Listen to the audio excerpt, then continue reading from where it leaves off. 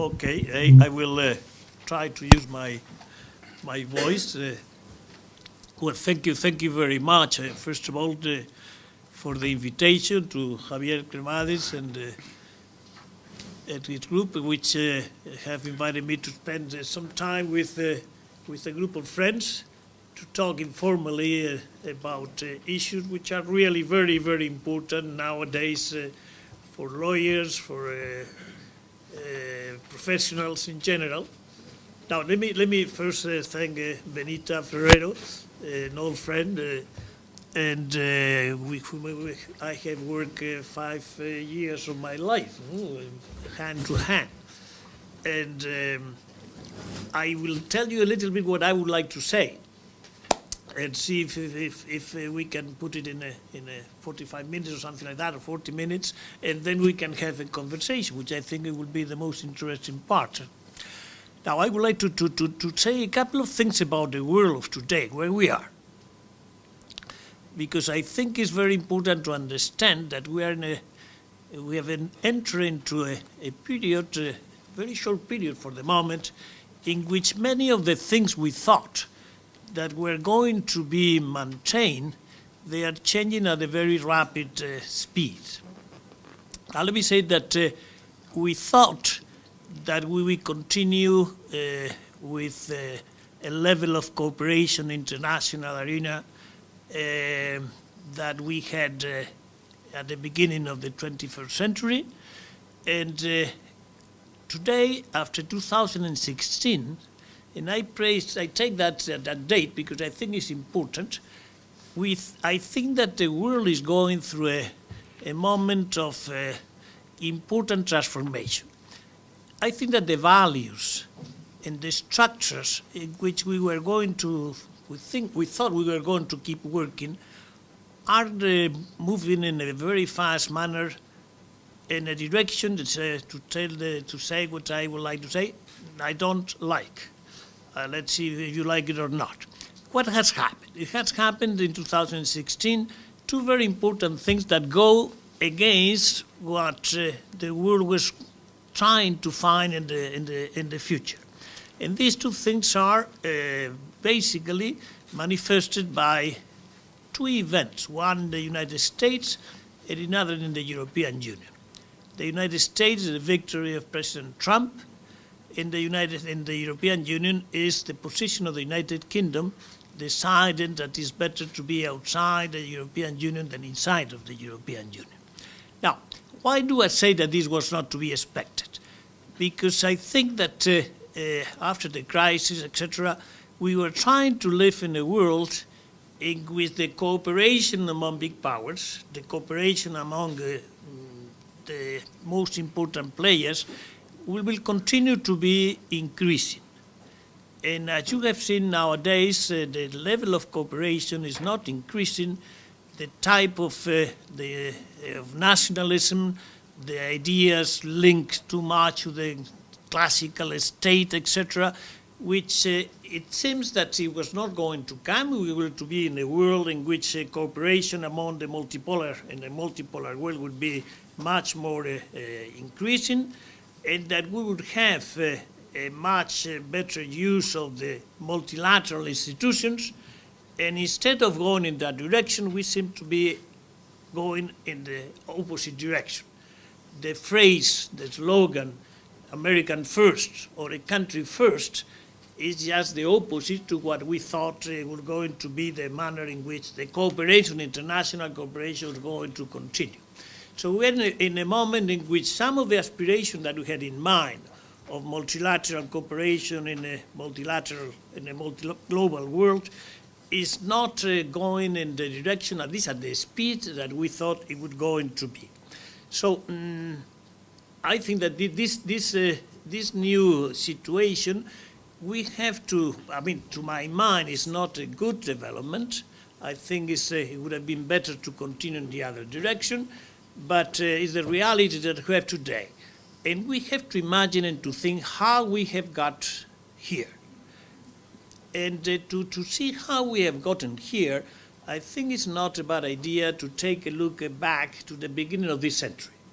We are today in the 17th year of the 21st century. And the 21st century started, as you remember, with, to my mind, two very important events, two very important things that are continue to have consequences up to today. The first thing that happened in 2011 that we have remembered, nobody will have forgotten, is September 11. September 11 supposed a very important change.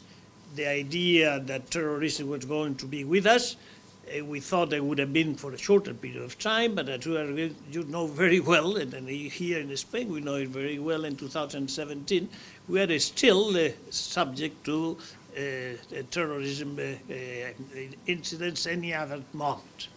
So something that started at the beginning, with the beginning of the century, 2001, the century started with that, which is still we are living with the consequences of that.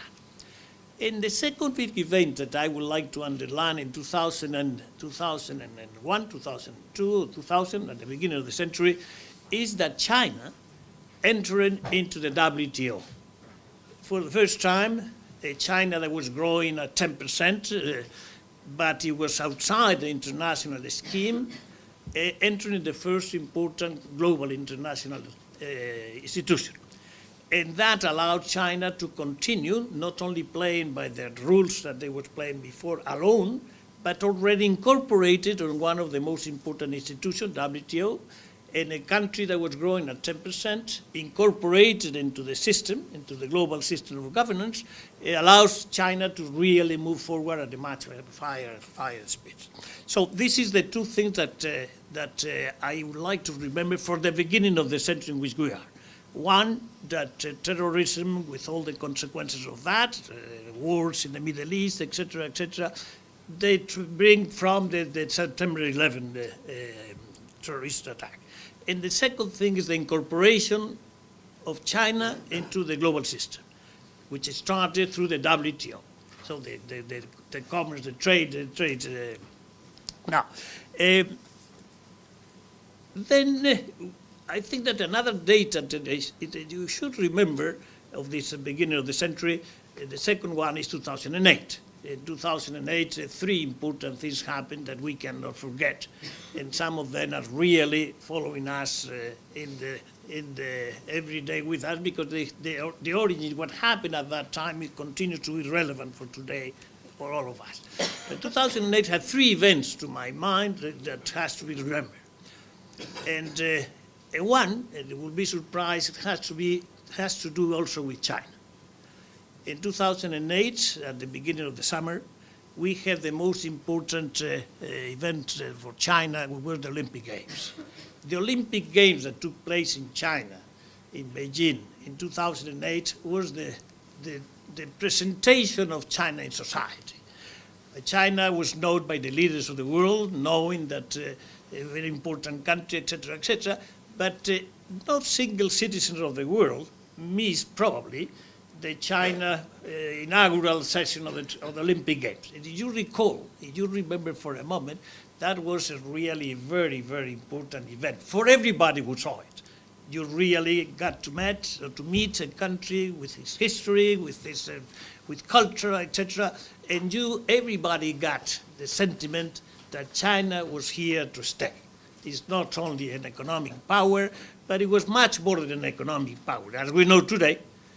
And today, I mean, yesterday really, when we had the 19th Congress of the Communist Party, what has happened, and we will link with that later. But that is a picture of, we learned about it in 2008.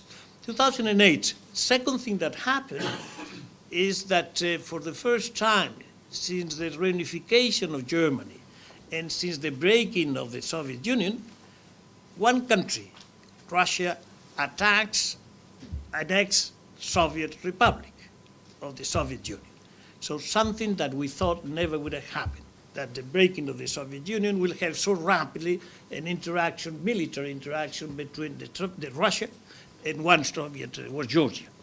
I recall very well because I was very much engaged on that conflict.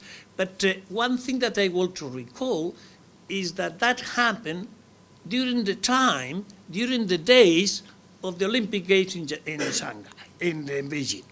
So, at a moment in which most of the leaders of the world were together in Beijing, Russia attacked one ex-Soviet republic, Georgia, and we are enabled, the international community is enabled to stop that war during that period of time in which everybody was together.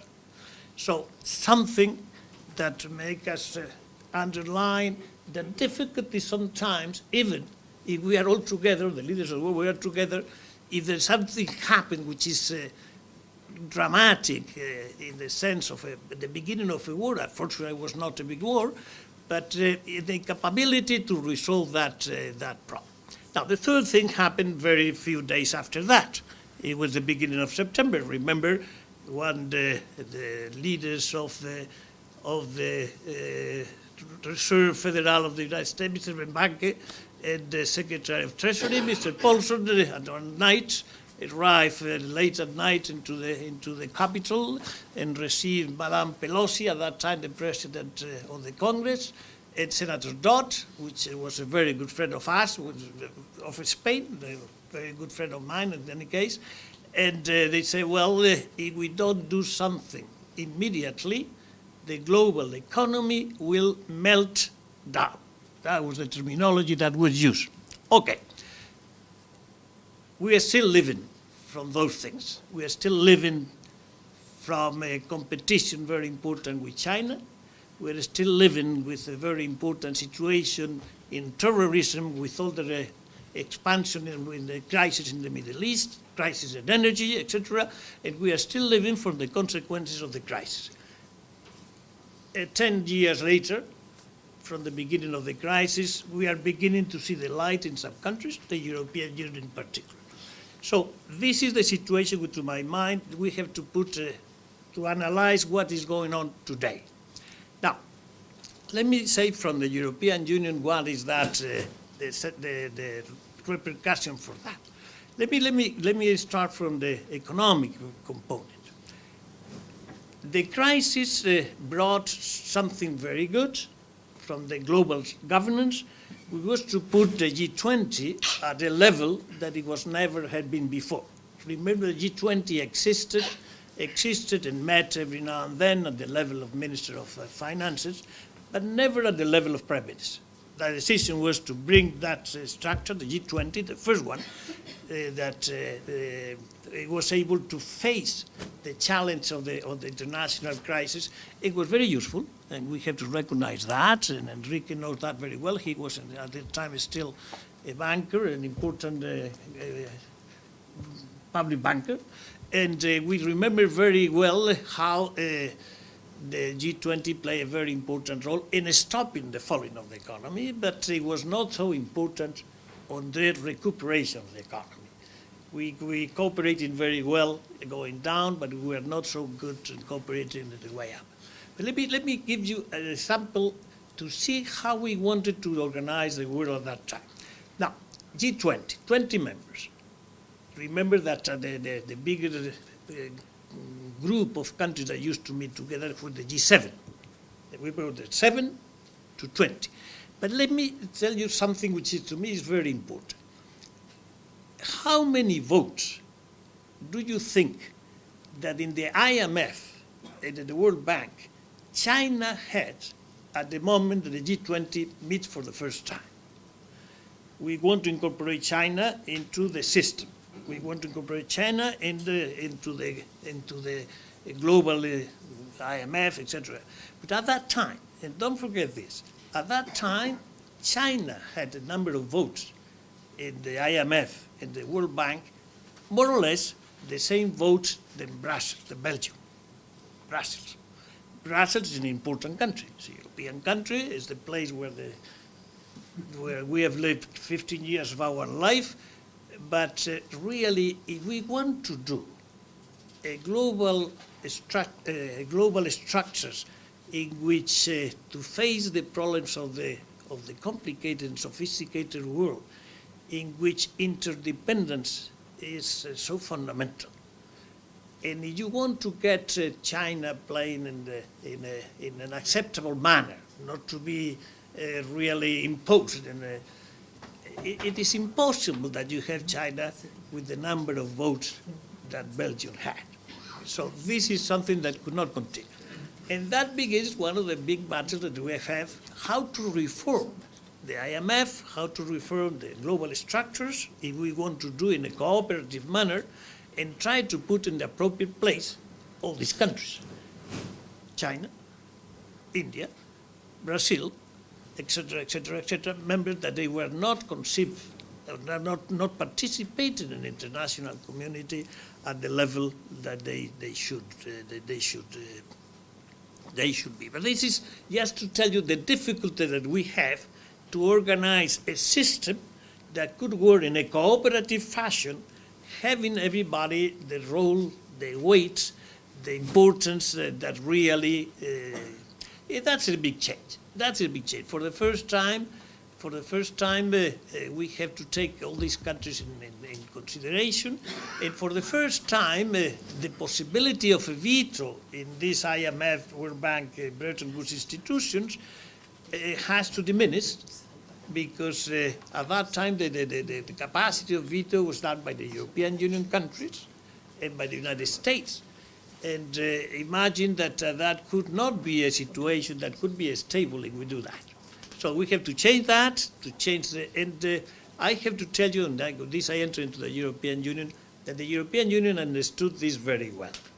And the votes that were transferred to all these countries were not done by others than by the European Union. The European Union's countries decided that they had to give part of our weight in these places and give it to, in order to get a more balanced situation of the rest of the countries that were emerging, and they were important countries in the end. Okay, now, so the European Union has been always an important contributor of understanding and generosity, quotation marks, in order to change the structures of the global structures so that we can incorporate in a better manner the countries that should be there, and they were not before. Now, let me say a couple of words about the consequences of the international economic crisis, because this is very important for Europe. The crisis was very important because it arrived to the European Union in 2008 at a moment in which we have not finished our architecture, economic architecture. So the crisis arrived when still we don't have the Eurozone completely closed or completely finished. We didn't have our economic system completely finished, our architecture, and therefore was a big shake-up for the European Union. And the concept we have been able to get out of the crisis at a slower pace than the United States. You remember the United States got out of the crisis better than we did. And that is because we have the Euro group, etc., and we have not finished completely the architecture before the economic crisis. Therefore, we have been more difficult to resolve the problems, and you know that one of the important things that is the consequence of the crisis brought to the developed countries of the world, it was a sentiment that parts of our society were suffering for the crisis unfairly. And when I mean unfairly, I mean that they had the sentiment, in particular on the middle classes, that while they were not they were suffering from the crisis in other parts of the world, it was a middle class that was emerging. And the sentiment was that we in the Western world, we were suffering, and our middle classes were suffering, whereas in other parts of the world, very important parts of the world, the people that were below the middle class level were entering in the middle class. So that is a very, I don't want to put it in the slide, but it's a very beautiful picture that shows that very clearly. And that brought into the European Union countries, and the United States also, a sentiment of unfairness in the middle classes. And when you have problems in the middle classes of unhappiness, disturbance, etc., you know that the political consequences, this has not only economic consequences, but has profound political consequences. And that is something that that sentiment has been with us, as it's been within the United States for a long time. And still, it will be very difficult to understand the position of the British citizens saying goodbye to the European Union in the 21st century without this sentiment that they could do better outside this institution because these institutions have been unable to resolve their problems because of the lack of capability of handling the questions of inequality. And the sentiment of inequality increases. In that sentiment of inequality, instead of thinking that we can resolve it better by getting together, by cooperating together, there is a movement that says no, cooperation is not the way.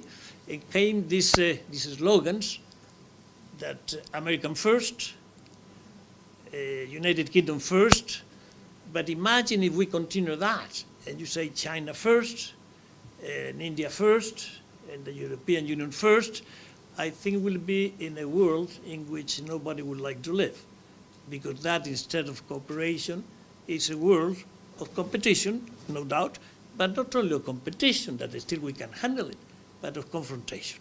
And we are seeing today that we are more in a situation in which from these three C's, cooperation, competition, confrontation, instead of moving from competition, which is healthy, into cooperation, we are moving from competition from competition to confrontation. And we have today a situation much more dangerous vis-a-vis confrontation than we should have today. Now, let me say a couple of things about how the European Union is working today. I think we are in a very solid moment. I think that we are in a moment in which the electoral election, the national elections in three very important countries, the Netherlands, France, Germany, the three in which it was a sentiment that it could be a result of the elections and populist tendency, this sense of frustration of the middle classes, etc., given a populist response, it was handled in a much better manner. So, although populism, nationalism, all these isms, which are in a way related to the crisis, the economic crisis, they have not been fully superated. But I think that the tendency now is in the right direction, that the result in the Netherlands was a result of the classical countries, classical parties, not the populist country. The result in France was a big defeat by Macron, of the people like Le Pen, etc. So this type of philosophies, of way of life. And the situation in Germany has been a victory again of Madame Merkel, who has lost some little bit of votes, and has appeared a populist, anti-European party in Germany, but with a little bit more than we expected, but still in a very manageable quantity. So, therefore, having this more or less under control, now the European Union has to move forward. And I'm not going to make the history of all that, but I'm going to think with you about three issues which I think are very important for the European Union on the looking forward. Now we have to finish what we had not finished before, which is the architecture of the Eurozone, the economic architecture. And I think that the mechanisms are put in place. I think we are moving very fast on that. And last week, in the European Council of last week, important decisions were taken in that direction. So I think we are not going to be very detailed, but give you the sentiment that the European Union is back in place, and is back in place with an important momentum. more momentum on the finishing of the structure of the economic, the Eurozone, the Euro, etc. All this part is going in the right direction. Second thing, we have fortunately resolved, will not be resolved forever, but control in a rather interesting manner the question of refugees from the war of Syria. That, as you remember, was a very big blow for us. The question of refugees, and I talk about refugees, not about migration, only for refugees, that has been resolved. And even the migration is getting much worse. The diminishing from the two last year to today is a very important diminishing. And so we are having that much better in place. What we have to do is to maintain it in place. This is not something that if you close your eyes one day, the following day you don't know where you are. So you really have to have that in place. And the third thing is the question of security. In this world in which we have to compete, as I said before, we try to avoid to confront ourselves, the security of the European Union has to be much more developed. And I think the decisions have been taken. And again, I go to last week, it's a very important decision to mobilize the European Union to have more security defense development. And I like to say that security/defense, because defense, which is hard security, it is important, it will continue to be important, but as time goes by, the classical war is not going to take place between two states. That is something that probably we will not see, at least the people around this table, we will not see it in the future. But we will make confrontations on another places, and the most important one probably is in the cyberspace. The cyberspace is going to be the territory of conflict much more than is going to be land or sea or air. So how do we do security today? We try to do it in a modern manner, is to look really at the needs that of the type of confrontation, the type of crisis, or type of shocks that we're going to have in the future. So we should spend more on security. The Americans complain that we don't spend enough, but we don't want to spend any more money on things which are not used for the war of tomorrow or the war of today. There's no point in spending tax. It's not point on sophisticated airplanes. It's much more important to spend on intelligence, on the rapid reaction forces, on the satellites, etc. These type of things that is really what is going to be necessary to maintain for the future if we want to live in peace. And that has an interesting component. When you look about the internal security of a country and the external security of a country,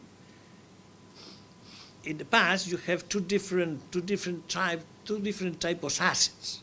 The assets for the internal security were very different from the asset for the external security. External security, you need tanks, let's put it that way. For the internal security, you don't need tanks. Now, the external and internal security had an overlap of assets which are necessary. For both things, if you want to fight against terrorism, you need the same things if this terrorism is acting in your country that if it's acting outside. Historically, we say, well, if you act outside, it's responsibility of the armed forces. If you act inside, it's the responsibility of the police. But really, as time goes by, police and military are not that different because the things that they have to do, in general terms, are not very different. Okay? So we can do now something very important, which is construct an infrastructure of security that we will be able to handle and spend the money which is necessary in a much more intelligent manner and a much more efficient manner. Now, the third thing that we have to say about the European Union is how do we deal with our neighborhood? And I will divide our neighborhood, I will divide it into the close neighborhood and the faraway neighborhood. It is still a neighborhood, but today everybody is neighbor of everybody. It's not the physical distance what really makes a difference. Now, in the closer neighborhood, we have three things that we have to be very careful with. One, the Middle East. The Mediterranean and the Middle East is our neighborhood. And therefore, what happens in Syria, it is very close to the border of the European Union. And let me dwell a little bit more on the Syria war. The Syria war is the cause of the refugees that were the cause of very big crisis in the European Union. So the peace in Syria is fundamental for the stability of the European Union, not only for the stability of the Middle East, but also for the stability of the European Union. Therefore, for us, it's a very important part of our concern, because it's our neighborhood. And as you know, the crisis in Syria is a crisis which has to be analyzed in a deep manner, because it's the territory of a conflict between many things at the same time. Many countries, non-state actors, religion, and all these things together. How do you face, how do you resolve those problems? As you see, it's very difficult. The war in Syria started at the Arab Springs, 2010, 2011, that was the time. We are in 2017, in that war that started as a battle between people protesting against their government. Look at what has been the reality of today. It's a global war in a way. So for us, it's very important how we deal with this part of the world. I don't dwell more. And then we have two very important neighbors. One is Russia, and the other is Turkey. On Russia, as you know, we have an important tension today.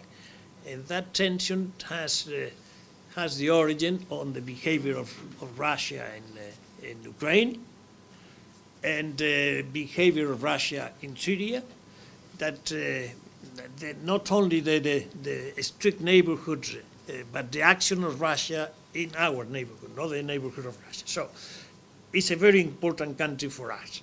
How to lead, how to handle the situation with Russia is fundamental for us. The second thing is Turkey, another big country, very important for us, neighbor. It's a Muslim country, it's not an Arab country, but it's a Muslim country with all the difficulties, has 3 million and a half citizens of Turkey living in Germany, to put an example. Therefore, it's very important how we handle this relationship with Turkey. As you remember, we offered Turkey the possibility of engaging into a negotiation with the European Union, with eventually having the capacity or the possibility of being part of the European Union. Today, that looks more and more unlikely that is going to happen. The evolution of Turkey is not an evolution that looks vis-à-vis the European Union. It is more on the direction of getting away from the European Union, as you have seen, Erdogan. But it's very important for us not to get completely separated our relationship with Turkey. It continues to be an important country, it's our neighborhood, and we have to figure out, to imagine how we do it in a manner in which, without having probably the opportunity to be part of the European Union in the foreseeable future, I still try to maintain a positive and constructive relationship. Two countries, Russia and Turkey. Two countries that have in common, they are neighbors. Two countries that have in common something different that is going to be happening in many other parts of the world. The leaders of these two countries are a strong man. It's a strong man, Putin, a strong man, Erdogan, and these type of personalities are very difficult to handle them. They are not, they are becoming more and more, I wouldn't have, let me call it dictators, or less close to the way of handling in the European Union the politics. And that is a tendency that we are going to see if we move off to other neighbors, which are very important neighbors, far away. And for instance, China. In China, we have the structure of China, and as you have seen in the Congress that has just finished, what is finishing today or yesterday, what we are seeing is another strong man getting even stronger. A leader which with the capacity of leading the country very developed, but every day that goes, and you have followed the Congress, every day he was taking more power, and by the end of the Congress or the selection of the members of the Politburo, really the figure of Xi Jinping is a very important, strong personality. So we have in our close or big neighborhood really important people. Now let me go to the most delicate one for us, because I am talking as a European, but I am talking as a transatlantic personality also. Our relation with the United States are fundamental. And we are going to have difficulties and problems with the United States of President Trump. The beginning has not been good, and I think that nothing is getting better as time goes by. So we are in a rather complicated situation in the relation with them. We have a situation which is difficult because of the relationship on the defense security on NATO. We didn't have a good opening of our relationship, but we have others which are more important on trade, for instance, very, very different approaches on trade, which is very, very important for us. And something which is very, very difficult for the European Union to handle, for the Americans to handle, which is the relationship between President Trump and Madame Merkel. You remember very well that President Trump has, in the first statement, he said, well, Germany, I have three adversaries in the world. That is the philosophy of President Trump. Mexico, China, and Germany. Remember? Now, don't forget that Germany is an important part of the European Union. And the trade and the surplus and trade, etc., of the European Union is the European Union business. It's not a German business only. And therefore, this tension between Germany, Merkel, and Trump is going to have a lot of difficulties to the relationship between the European Union and the United States. Keep it in mind. This is going to be a tense possibility there. We have an important person here that was the ambassador of the European Union in New York. I mean, now he's in New York. He was in Washington, and he knows very well what I'm mentioning here. And I'm sure that he agrees with me that I see you as a smile. No, I think we are in the right now. Absolutely. So this is, I give you this picture of what the European Union is going to do. I am not going to talk much about the relationship between the European Union and Latin America, because Enrique knows that upside down. Knows everything much better than I do. But let me say that for us, Latin America is absolutely fundamental. And I will make only one reflection about that.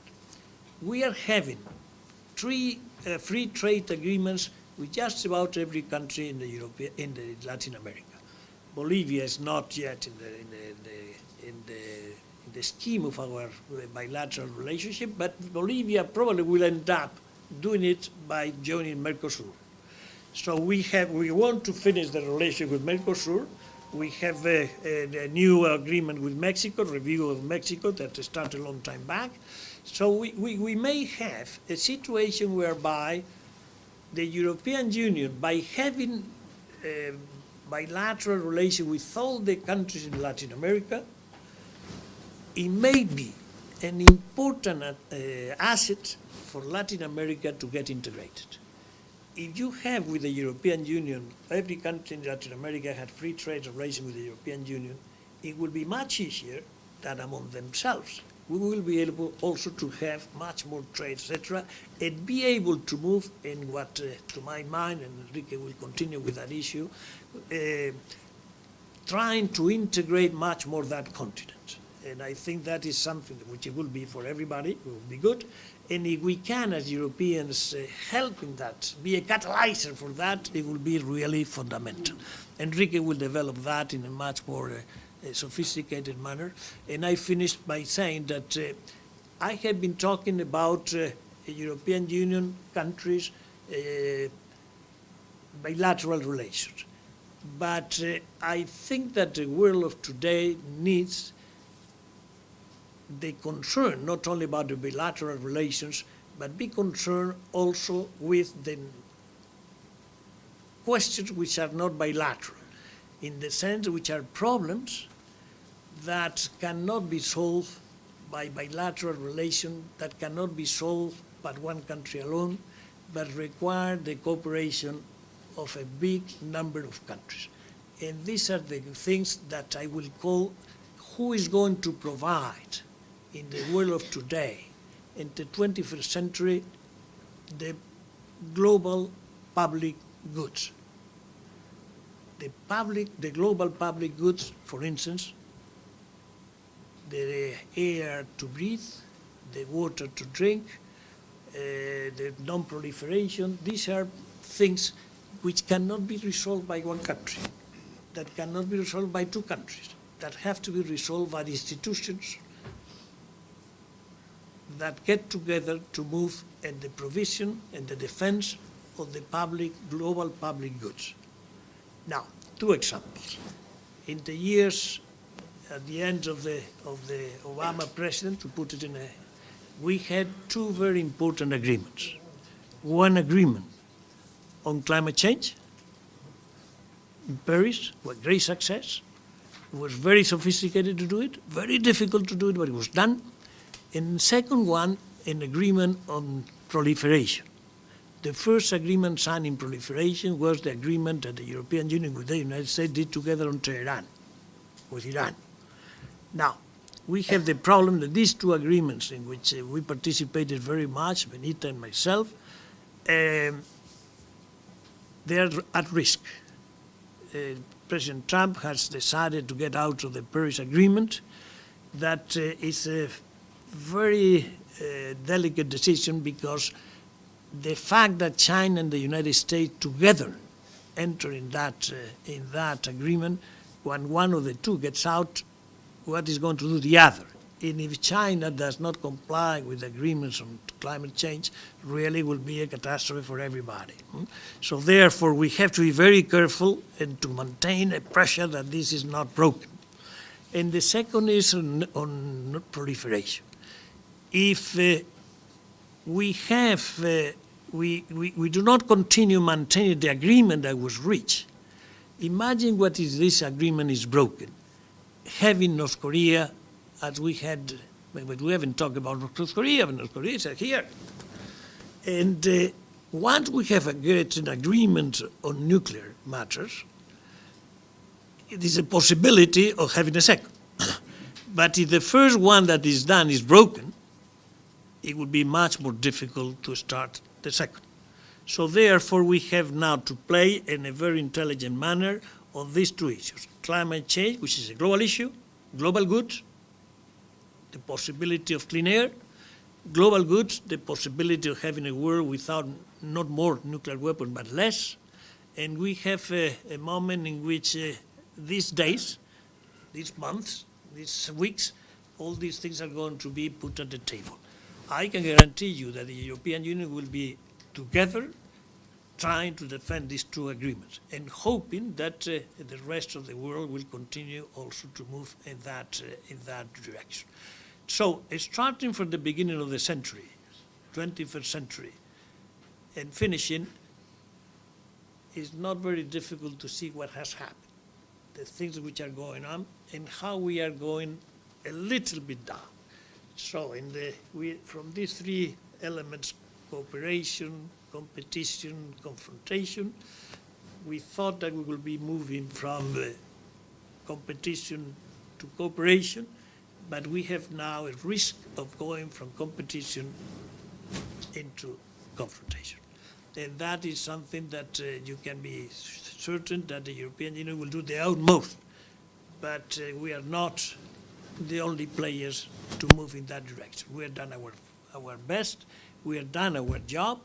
We are now in a position of being much more stronger in the years ahead.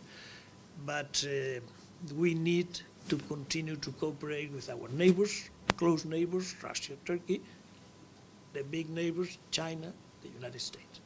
And that is what is the hope for me, that we will be able to recuperate the common sense and move on in the right direction, because the world needs it. The world needs it, Latin America needs it, the eastern part of Europe needs it. And I hope very much that by creating this type of networks, which appear to be irrelevant for the stability of the world, but this type of networks like the one you are creating here, absolutely fundamental to create networks of networks and networks of networks of networks that will be able to help the construction of a world that can be handled in a globalized world, can be handled properly. Well, thank you very much.